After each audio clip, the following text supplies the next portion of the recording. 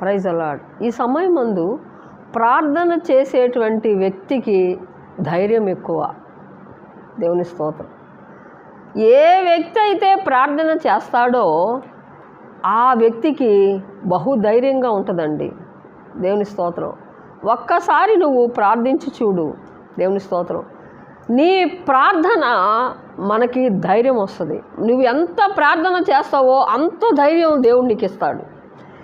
ఇక్కడ ఏమన్నాడంటే ఆయన చిత్తానుసారంగా ఎవరైతే ప్రార్థిస్తారో వాళ్ళంట ధైర్యంగా ఉంటారంట. మన ధైర్యం ఏంటంటే యేసయ్య నామమే మనకు ధైర్యాన్ని ఇస్తుంది.